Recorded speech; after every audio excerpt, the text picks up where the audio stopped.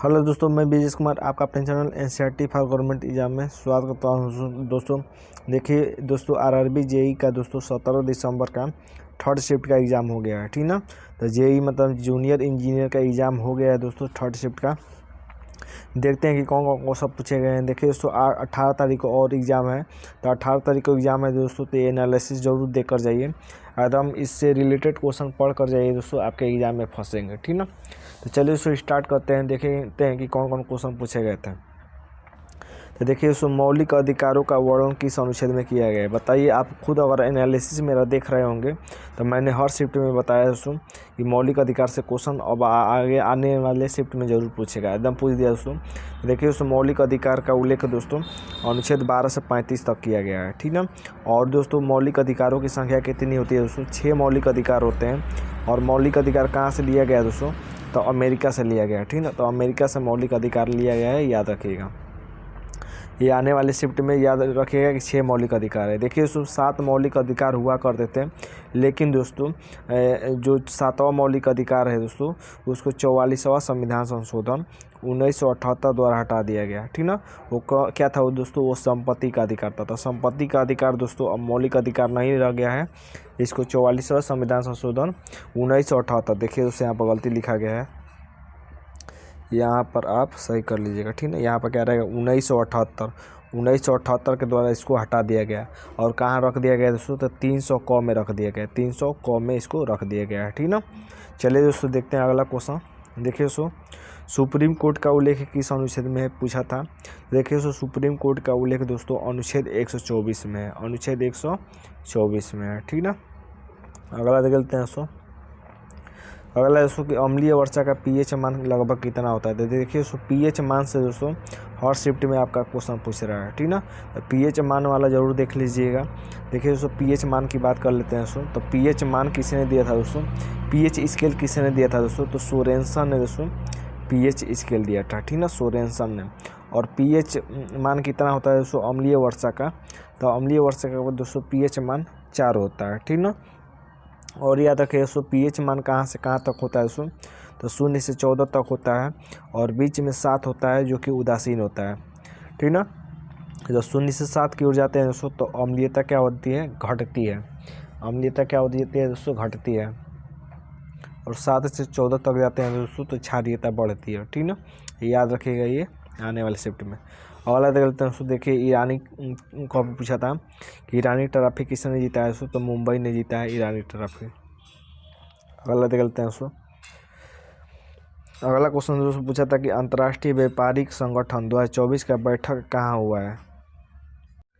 देखिए दोस्तों, तो ये अंतर्राष्ट्रीय व्यापारिक संगठन दोस्तों व्यापार को बढ़ावा देने के लिए सभी देशों ने दोस्तों इस संगठन में भाग लिया है, मंत्रियों ने। और इसका बैठक दोस्तों संयुक्त अरब अमीरात यानी UAE में इसका किया गया है बैठक, ठीक ना। इसका उद्देश्य है दोस्तों व्यापार को बढ़ावा देना सभी देशों में। तो सभी मंत्रियों ने इसमें भाग लिया है। अगला देख लेते हैं दोस्तों। अगला दोस्तों क्वेश्चन पूछा है कि तापी नदी कौन सा राष्ट्रीय राजमार्ग गुजरता है। तापी नदी से, तापी नदी जो है दोस्तों, तो इससे कौन सा राष्ट्रीय राजमार्ग गुजरता है। देखिए दोस्तों तापी नदी तो कई राज्यों में पड़ता है, गुजरात में भी पड़ता है, ठीक ना। तो इससे दोस्तों राष्ट्रीय राजमार्ग 100 गुजरता है दोस्तों, जो कि आपके ऑप्शन में नहीं दिया था। तो ऑप्शन में नहीं दिया था दोस्तों, तो आपको एक प्लस पॉइंट यानी 1 नंबर आपको मिल जाएगा अगर गलत क्वेश्चन होगा तब, ठीक ना। अगला देख लेते हैं दोस्तों। देखिए अगला क्वेश्चन विक्रम साराभाई से दोस्तों क्वेश्चन पूछा था कि विक्रम साराभाई स्पेस सेंटर से कौन सा डिवाइस लॉन्च किया गया है। तो पूरा क्वेश्चन नहीं मिल पाया, मतलब विक्रम साराभाई से क्वेश्चन पूछा था, ठीक ना। तो थोड़ा देख लीजिएगा कि कौन सा हाल ही में लॉन्च किए गए हैं भारत के द्वारा, पूछ सकता है आने वाले कल यानी 18 तारीख के पेपर में। अगला देख लेते हैं दोस्तों। देखिए कॉपर टी से पूछा था दोस्तों। देखिए कॉपर टी का प्रयोग किसके लिए किया जाता है। तो देखिए दोस्तों कॉपर टी का प्रयोग दोस्तों महिला के लिए किया जाता है, ठीक ना। और कॉपर टी का इस्तेमाल दोस्तों गर्भवती के लिए किया जाता है, ठीक ना। तो गर्भवती जो महिलाएं होती हैं दोस्तों उनको दोस्तों कॉपर टी उसके लिए इस्तेमाल किया जाता है। तो अब देखिए दोस्तों अगर गर्भवती से पूछा है तो देखिए उसे याद रखिएगा एक रजो दर्शन होता है। रजो दर्शन किसे कहते हैं दोस्तों? देखिए जब जब पहली बार महिलाओं द्वारा रक्त स्राव किया जाता है सो रक्त स्राव, ठीक है, रक्त स्राव किया जाता है सो तो उसे रजु दर्शन कहते हैं। ये एनसीईआरटी में दिया गया है, याद रखिएगा, पूछ सकता है, ठीक ना, कि रजु दर्शन किसे कहते हैं। आप प्रीवियस ईयर देखिएगा दूसरे एग्जाम का, तो ये क्वेश्चन पूछा हुआ है।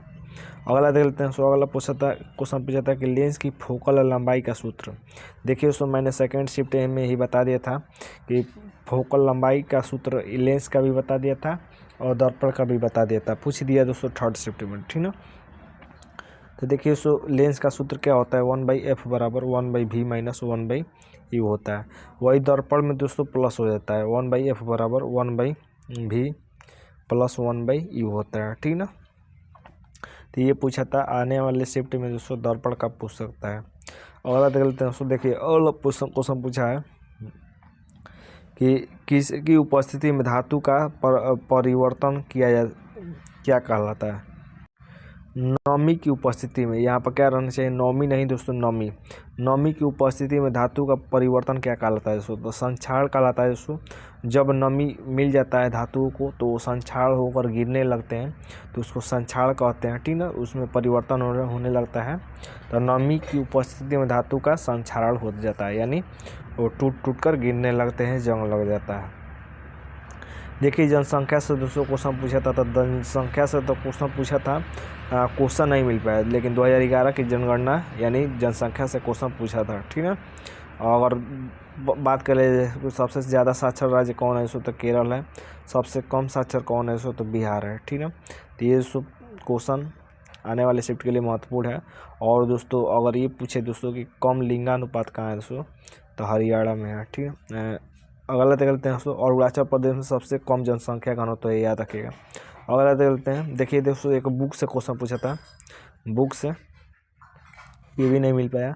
अवतल दर्पण की फोकस दूरी, देखिए सो फोकस दूरी के बारे में बात कर लेते हैं अवतल दर्पण की। तो देखिए सो अवतल दर्पण की फोकस दूरी क्या हो जाता है, 1/f बराबर हो जाता है दोस्तों r/2 होता है, ठीक है। ये याद रखिएगा, ये पूछा था यही कि फोकल दूरी कितनी होती है दोस्तों, तो f बराबर r/2, यानी त्रिज्या का क्या होता है दोस्तों, आधा होता है फोकल लंबाई अवतल दर्पण के, ठीक ना। चिन्ह परिपाटी दोस्तों मैंने सेकेंड शिफ्ट में एकदम करा दिया है, पूरा चिन्ह परिपाटी कि अवतल दर्पण हो या उत्तल दर्पण हो, अवतल लेंस हो या उत्तल लेंस हो, उसका चिन्ह परिपाटी मैंने करा दिया है। देखिए अगला क्वेश्चन दोस्तों पूछा था कि घरों में इस्तेमाल होने वाली बिजली को किस में मापा जाता है। तो देखिए सो ये प्रीवियस ईयर क्वेश्चन है, पहले भी एग्जाम में पूछ चुका है। तो देखिए सो ये घरों में जो बिजली इस्तेमाल होती है उसको किलोवाट घंटा में दोस्तों मापा जाता है, ठीक है, किलोवाट घंटा में।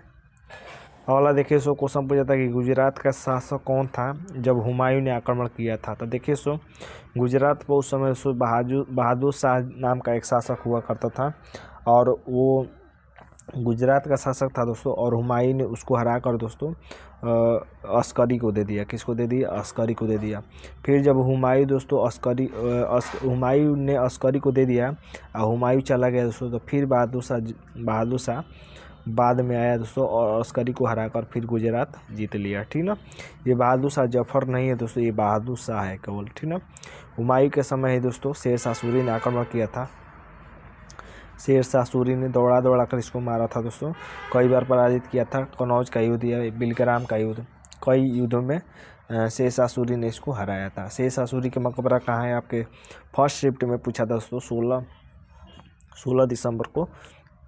शेरशाह सूरी का मकबरा दोस्तों सासाराम में है, ठीक ना, सासाराम में है। ये पूछा था आपका 16 दिसंबर को फर्स्ट शिफ्ट में।